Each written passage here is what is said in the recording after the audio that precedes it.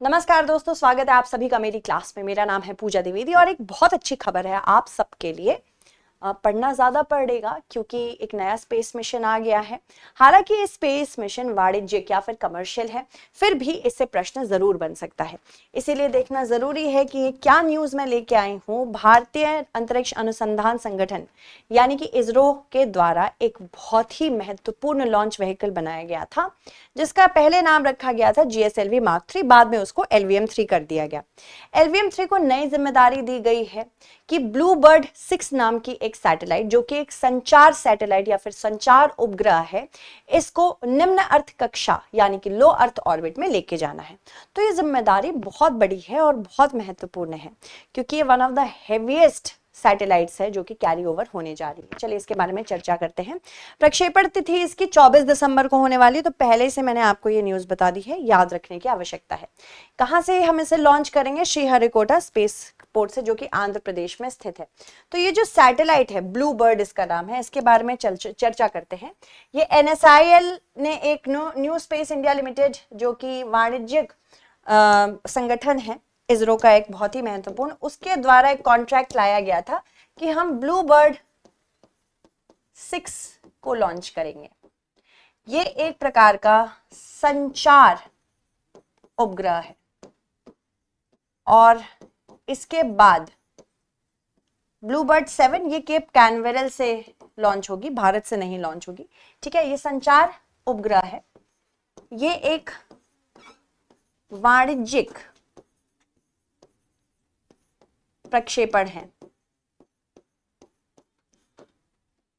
इसकी अगर हम बात करें इसके भार की, तो भार इसका लगभग 6500 किलोग्राम है। तो one of the heaviest satellites है जो कि भारत से लॉन्च होने वाली है, 6500 किलोग्राम्स की। इसको निम्न पृथ्वी कक्षा में हम स्थिर करेंगे। निम्न पृथ्वी कक्षा मुख्य रूप से 550 किलोमीटर पृथ्वी के स्तर से जाएगी, जल स्तर से जाएगी। इसको लॉन्च कौन करेगा? इसको लॉन्च व्हीकल LVM-3, जिसको पहले GSLV Mark 3 के नाम से जाना जाता था, ये करेगा। ये भी ध्यान रखना है कि ये LVM का तीसरा वाणिज्यिक मिशन है। ठीक है, थर्ड कमर्शियल या वाणिज्यिक मिशन है। अभी तक देखें तो LVM ने कुल मिला के 8 मिशन देखे हैं। टोटल 8 मिशन ये देख चुका है, जिसमें महत्वपूर्ण मिशन चंद्रयान भी रहा है। तो चंद्रयान, इसके अलावा गगनयान रहा है, अभी होने वाला है आगे चल के गगनयान। इसके अलावा वन वेब भी रहा है, यूरोपियन स्पेस एजेंसी का वन वेब। तो ये बहुत सारे महत्वपूर्ण लॉन्चेस कर चुका है, अब ब्लू बर्ड को भी करने वाले हैं। ब्लू बर्ड बहुत सारी अलग अलग सैटेलाइट्स की सीरीज रहेगी, जो कि टेक्सास USA की एक कंपनी द्वारा बनाई गई है, AST मोबाइल। तो इसको याद रखिएगा। चलिए आगे बढ़ते हैं, बात करते हैं। ये बहुत ही महत्वपूर्ण लॉन्च व्हीकल है LVM-3 लॉन्च व्हीकल Mark 3। इसको पहले, जैसे कि मैंने बताया, इसको GSLV Mark 3 के नाम से जाना जाता था पहले, अब LVM कहा जाता है। और LVM मुख्य रूप से ये हेवी सैटेलाइट्स जो बहुत बहुत भारी होती हैं, जैसे कि अगर 6 से 10 टन की आपको सैटेलाइट लेके जानी है लो अर्थ ऑर्बिट में, तो LVM Mark 3 से ले जाएंगे। या फिर जियोसिंक्रोनस ट्रांसफर ऑर्बिट में अगर आपको 4 टन तक की अपेक्षा अगर है, 4 टन की सैटेलाइट रखनी है, तो भी आप इसी लॉन्च व्हीकल को यूज करेंगे। ये तीन स्तरीय लॉन्च व्हीकल है, जिसमें नीचे S200 सॉलिड बूस्टर्स लगे हैं। S200 के सॉलिड बूस्टर्स लगे हैं। इसके अलावा इसी में क्रायोजेनिक तकनीक का प्रयोग किया गया है। दूसरे स्तर पे और तीसरे स्तर पे मुख्य रूप से अलग अलग तकनीक है। तो क्रायोजेनिक तकनीक क्या होती है, इसके बारे में चर्चा करते हैं। क्रायोजेनिक तकनीक वो तकनीक है जिसमें फ्यूल्स को, ईंधन को बहुत ही निम्न तापमान में रखा जाता है, जैसे कि लिक्विड ऑक्सीजन, लिक्विड हाइड्रोजन, इसको लगभग 150 डिग्री सेल्सियस के रेंज में रखा जाता है। क्रायोजेनिक तकनीक का उपयोग क्यों किया जाता है? इसके दो कारण हैं। घनत्व पर ऊर्जा अधिक मिलती है। दूसरी चीज, लिफ्ट ऑफ वेट कम हो जाता है, यानी कि जब ये टेक ऑफ करेगी तो इसको बहुत भारीपन नहीं लगेगा। इसी वजह से क्रायोजेनिक तकनीक का इस्तेमाल किया जाता है।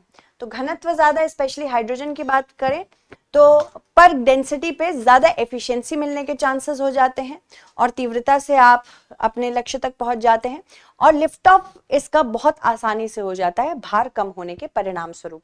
इसी वजह से इसको लॉन्च किया जा रहा है। जैसे कि मैंने बताया, अभी तक ये जो नेक्स्ट मिशन लेगी, ये तीसरा वाणिज्यिक मिशन रहेगा। ठीक है, इसके बारे में याद रखिएगा। तो ब्लू बर्ड को बहुत जल्द ही लॉन्च किया जाएगा। व्यावसायिक पहलू के बारे में भी जानते हैं। ये न्यू स्पेस इंडिया लिमिटेड और AST स्पेस मोबाइल के बीच में कॉन्ट्रैक्ट हुआ था। इसके आधार पर ये ब्लूबर्ड सैटेलाइट हम ले जा रहे हैं। NSIL क्या है? ये इसरो का एक व्यावसायिक शाखा है जिसकी स्थापना 2019 में की गई थी।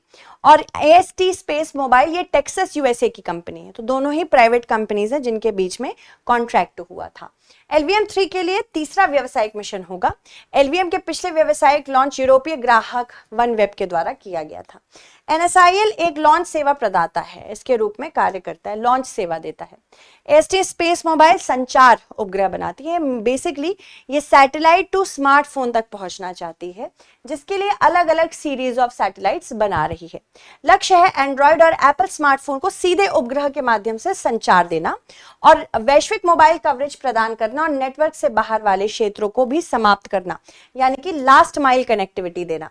अभी वर्तमान में जो इसके पास बेड़ा है, ये 5 प्रथम पीढ़ी जो ब्लॉक 1 सैटेलाइट्स हैं, ये उस कक्षा में ब्लॉक 1 उपग्रह कक्षा में मौजूद है। योजनाबद्ध बेड़ा है कि 45 से 60 द्वितीय पीढ़ी की सैटेलाइट इसे लगानी है। ब्लूबर्ड 6 हम लॉन्च कर रहे हैं। ब्लूबर्ड 7 ये केप कैनावेरल को भेज दिया गया है। 8 से 16 अभी बन रही हैं। तो माना जाता है कि 45 से 60 उपग्रह लॉन्च करेंगे 2025-26 के दौरान। हर 2 महीने में एक एक सैटेलाइट इनकी जानी है। तो अगर भारतीय इसरो ने इसको अच्छा करके दिखाया तो हमें और सैटेलाइट्स मिलेंगी, यानी कि और इन्वेस्टमेंट आएगा। निम्न पृथ्वी कक्षा में सबसे बड़ा व्यावसायिक इसका समूह है। प्रत्येक उपग्रह में 2400 वर्ग फुट का फेस्ड एरे एंटीना लगा हुआ है और प्रोसेसिंग बैंडविड्थ इसकी अधिकतम 10,000 मेगावाट हर्ट्ज है। अधिकतम गति प्रति सेल 120 Mbps है। साझेदारी की बात करें तो लगभग 3 अरब ग्राहकों को सेवा देने वाले 50+ मोबाइल ऑपरेटरों के साथ अनुबंध दिया गया है। स्पेक्ट्रम रणनीति की बात करें तो लाइसेंस प्राप्त और साझेदार स्पेक्ट्रम का मिश्रण भी रहा है।